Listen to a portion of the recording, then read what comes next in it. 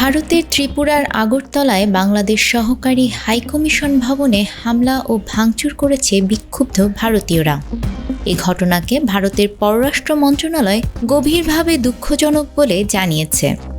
তবে সোমবার রাত থেকেই ফেসবুক সহ অন্যান্য সামাজিক যোগাযোগ মাধ্যমে অনেকেই এই ঘটনার তীব্র নিন্দা ও ক্ষোভ জানাচ্ছেন।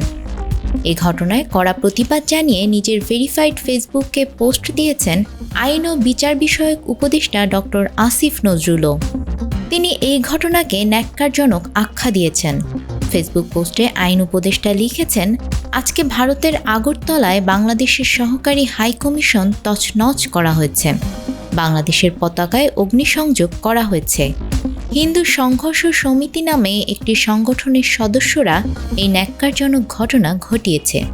প্রশ্ন করি, এই ঘটনা মুসলিম সংঘর্ষ সমিতির নামের কোনো সংগঠন বাংলাদেশে করলে কেমন আক্রমণাত্মক প্রচারণায় মেতে উঠত ভারত? পোস্টে কোনো দেশের দূতাবাসগুলোকে নিরাপত্তা দিতে আন্তর্জাতিক আইনেরও প্রসঙ্গ টানেন আসিফ নজরুল। তিনি লিখেছেন, আন্তর্জাতিক আইন অনুসারে ভারতের মাটিতে বাংলাদেশের সহকারী হাইকমিশনকে পরিপূর্ণ নিরাপত্তা দেওয়ার দায়িত্ব ভারতীয় সরকারের। তারা এটি করতে ব্যর্থ হয়েছে, এই ব্যর্থতার নিন্দা জানাই।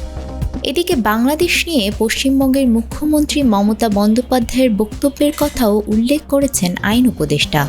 এ বিষয়ে তিনি লিখেছেন, নিন্দা জানাই পশ্চিমবঙ্গের মুখ্যমন্ত্রী মমতার মন্তব্যের। ভারতের বিভিন্ন অঞ্চলে যা ঘটে সংখ্যালঘু ও দলিত সম্প্রদায়ের উপর, এর জন্য বরং উল্টো ভারতের ও মমতার লজ্জিত হওয়া উচিত। এরপর আসিফ নজরুল লিখেছেন, ভারতকে বলি আমরা সমমর্যাদা আর সমানাধিকার ভিত্তিক বন্ধুত্বে বিশ্বাসী। শেখ হাসিনার সরকার বিনা ভোটে ক্ষমতায় থাকার লোভে ভারত তোষণ নীতিতে বিশ্বাসী ছিল। তবে ভারতকে বুঝতে হবে, এটা শেখ হাসিনার বাংলাদেশ নয়। এই বাংলাদেশ স্বাধীন, সার্বভৌম ও আত্মমর্যাদাশীল। এই বাংলাদেশ নির্ভীক একটি তরুণ সম্প্রদায়ের। নিউজ ডেস্ক, আমাদের সময়।